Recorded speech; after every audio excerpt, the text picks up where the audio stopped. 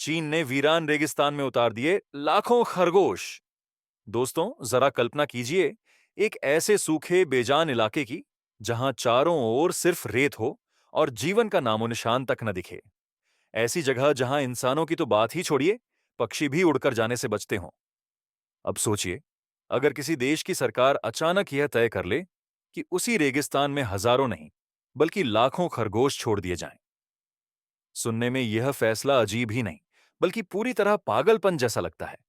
लेकिन यही हुआ।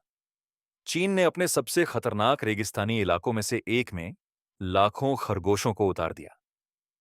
पहली नजर में यह कदम किसी बड़ी भूल जैसा महसूस होता है। आखिर कौन सा देश जानबूझकर खरगोशों की फौज खड़ी करेगा, खासकर तब जब हम ऑस्ट्रेलिया का इतिहास देख चुके हैं, जहां खरगोशों ने खेती और पूरे इकोसिस्टम को तबाह कर दिया था। तो फिर चीन ने ऐसा जोखिम क्यों उठाया? क्या यह एक घातक गलती थी, या इसके पीछे कोई ऐसा वैज्ञानिक दिमाग था जिसने दुनिया को हैरान कर दिया? आज के इस वीडियो में हम इसी रहस्य से पर्दा उठाने वाले हैं। हम जानेंगे कि कैसे ये छोटे से दिखने वाले जानवर वो कर गए जो अरबों डॉलर की भारी मशीनें भी नहीं कर सकीं। ये कहानी है एक इकोलॉजिकल चमत्कार की, जिसने मौत के समंदर को हरियाली से भर दिया। इस कहानी की शुरुआत होती है चीन के इनर मंगोलिया क्षेत्र से। यहीं मौजूद है कुबुक्की डेजर्ट, जिसे दुनिया के 7वें सबसे बड़े रेगिस्तानों में गिना जाता है। स्थानीय लोग इसे सी ऑफ डेथ कहते थे। हालत यह थी कि यहां से उठने वाली रेत की आंधियां सैकड़ों किलोमीटर दूर बीजिंग तक पहुंच जाती थीं और आसमान को पीला कर देती थीं। डेजर्टिफिकेशन यानी उपजाऊ जमीन का धीरे धीरे रेगिस्तान में बदल जाना चीन के लिए एक गंभीर समस्या बन चुका था। हर साल हजारों वर्ग किलोमीटर जमीन बंजर हो रही थी। गांव उजड़ फंद रहे थे। लोग गरीबी और भूख से मजबूर होकर पलायन कर रहे थे। सरकार ने दशकों तक पेड़ लगाने की कोशिश की, पानी का छिड़काव कराया, लेकिन प्रकृति के सामने ये उपाय टिक नहीं पाए। तेज गर्म हवाएं और पानी की भारी कमी हर कोशिश को नाकाम कर देती थीं। ऐसा लगने लगा था कि कोवोक्की को हरा करना नामुमकिन है। फिर आया एक बिल्कुल अलग सोच वाला मोड़। वैज्ञानिकों और स्थानीय नेतृत्व ने सवाल उठाया, अगर हम प्रकृति से लड़ने के बजाय उसी के नियमों का इस्तेमाल करें तो क्या होगा? उन्हें ऐसे जीव की तलाश थी जो इस कठोर माहौल में न सिर्फ जीवित रह सके, बल्कि जमीन को दोबारा उपजाऊ बनाने में मदद करे। और यहीं उनकी नजर पड़ी एक प्यारे लेकिन कम चर्चित जानवर पर, रेक्स रैबिट। अब सवाल उठता है, आखिर खरगोश ही क्यों? खासकर रेक्स रैबिट नाम की यह नस्ल क्यों चुनी गई? असल में रेगिस्तान की सबसे बड़ी समस्या होती है पोषक तत्वों की कमी।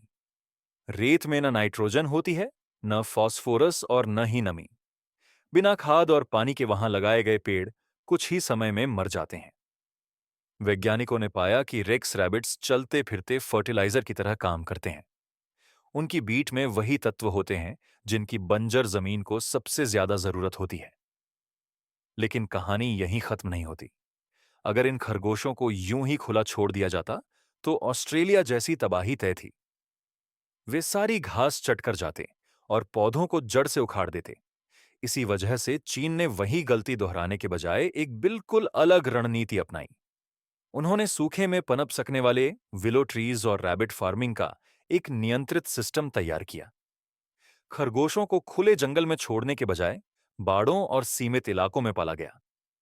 योजना साफ थी, रेगिस्तान में पहले विलो ट्री लगाए जाएंगे। ये पेड़ खरगोशों को छांव और भोजन देंगे। बदले में खरगोश जो कुछ खाएंगे उसे पचाकर बेहद असरदार प्राकृतिक खाद के रूप में बाहर निकालेंगे। जब यह खाद वापस पेड़ों की जड़ों में डाली गई तो नतीजे चौंकाने वाले थे। जिस रेत में पहले घास का तिनका भी नहीं उगता था, वहां पौधों की जड़ें मजबूत होने लगीं। मिट्टी में नमी टिकने लगी और धीरे धीरे जमीन का रंग और स्वभाव बदलने लगा। यह परियोजना सिर्फ पर्यावरण सुधार तक सीमित नहीं थी, बल्कि इसका मकसद स्थानीय गरीब आबादी की जिंदगी बदलना भी था। रेक्स रैबिट मूल रूप से फ्रांस की नस्ल है, जो तेजी से बढ़ती है, कम पानी में जीवित रह सकती है और जिसकी खाल व मांस की बाजार में अच्छी कीमत मिलती है। सरकार ने ये खरगोश स्थानीय किसानों को दिए और उन्हें वैज्ञानिक तरीके से पालन करना सिखाया। किसान विलो ट्री के पत्ते खरगोशों को खिलाते और उनसे मिलने वाली खाद को खेतों में डालते। नतीजा ये हुआ कि बंजर जमीन उपजाऊ बनने लगी और साथ ही खरगोश बेचकर किसानों की आमदनी भी बढ़ने लगी। जहां कभी लोग एक वक्त की रोटी के लिए जूझते थे, वहां धीरे धीरे एक ग्रीन इकोनॉमी खड़ी हो गई। कुछ ही सालों में कुबुक्की डेजर्ट के बड़े हिस्से में हजारों ग्रीन हाउस और रैबिट फार्म नजर आने लगे। यह एक ऐसा चक्र बन गया जिसमें पेड़ खरगोशों को सहारा दे रहे थे, खरगोश जमीन को सुधार रहे थे और इंसान इस पूरे सिस्टम को संभालकर आर्थिक रूप से मजबूत हो रहा था। फिर भी एक सवाल लोगों के मन में उठता है, क्या यह खतरनाक नहीं था? ऑस्ट्रेलिया का उदाहरण तो हमारे सामने है। 1859 में वहां सिर्फ 24 खरगोश छोड़े गए थे और कुछ ही दशकों में उनकी संख्या करोड़ों में पहुंच गई। उन्होंने पूरे महाद्वीप की घास चट कर दी। तो चीन में ऐसा क्यों नहीं हुआ? जवाब है कंट्रोल। चीन ने खरगोशों को फ्री रेंज में नहीं छोड़ा। यह जंगल प्रयोग नहीं बल्कि इंडस्ट्रियल और नियंत्रित फार्मिंग मॉडल था। अगर कोई खरगोश गलती से बाहर निकल भी जाता तो रेगिस्तान के शिकारी पक्षी, लोमड़ियां और कठोर मौसम उसे ज्यादा समय तक जिंदा नहीं रहने देते। ऑस्ट्रेलिया में न तो कोई प्राकृतिक दुश्मन था और न ही कोई नियंत्रण व्यवस्था। चीन ने उसी गलती से सीख लेकर क्लोज्ड लूप इकोसिस्टम बनाया। करीब 30 साल की मेहनत के बाद कुबुक्की डेजर्ट की तस्वीर पूरी तरह बदल चुकी है। जहां कभी पीली रेत का समंदर था, वहां आज हरियाली नजर आती है। सैटेलाइट तस्वीरों में यह बदलाव साफ दिखाई देता है। और चीन यहीं नहीं रुका। जब जमीन स्थिर हो गई और रेत उड़ना कम हो गया, तो वहां दुनिया के सबसे बड़े सोलर पावर प्लांट्स में से एक लगाया गया। खास बात यह है कि ऊपर से देखने पर यह सोलर फार्म दौड़ते हुए घोड़े की आकृति बनाता है।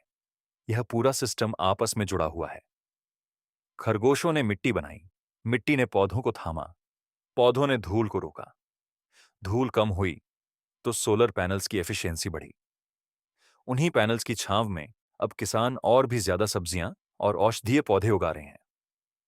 अगर भारत की बात करें तो हमारा देश भी बंजर होती जमीन की समस्या से जूझ रहा है। थार रेगिस्तान लगातार फैल रहा है और अरावली की सीमाएं पार कर रहा है। हम हर साल करोड़ों पेड़ लगाते हैं, लेकिन उनमें से कितने सच में बच पाते हैं? चीन का यह मॉडल हमें सिखाता है कि पर्यावरण संरक्षण और आर्थिक विकास एक दूसरे के दुश्मन नहीं है। उन्होंने सिर्फ पेड़ नहीं लगाए, बल्कि पूरा इकोसिस्टम तैयार किया।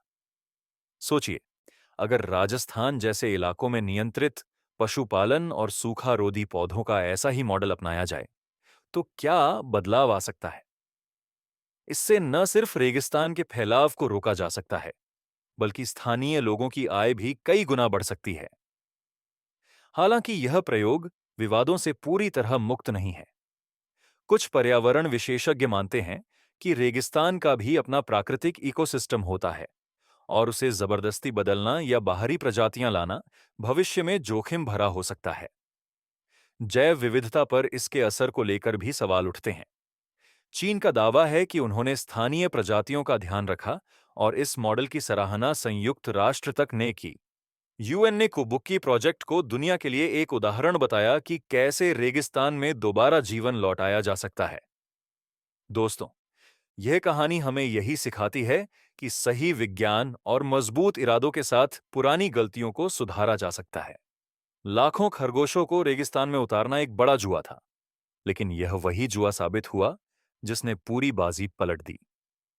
सबसे बड़ी सीख यही है कि प्रकृति से टकराने के बजाय हमें उसके साथ मिलकर काम करना चाहिए। समाधान कभी किसी छोटे से बीज में छिपा होता है तो कभी एक छोटे से खरगोश में। आप क्या सोचते हैं?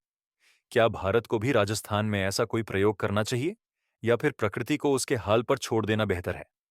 अपनी राय नीचे कमेंट में जरूर लिखिए। अगर आपको यह जानकारी पसंद आई हो तो वीडियो को लाइक और शेयर करना ना भूलें। जय हिंद।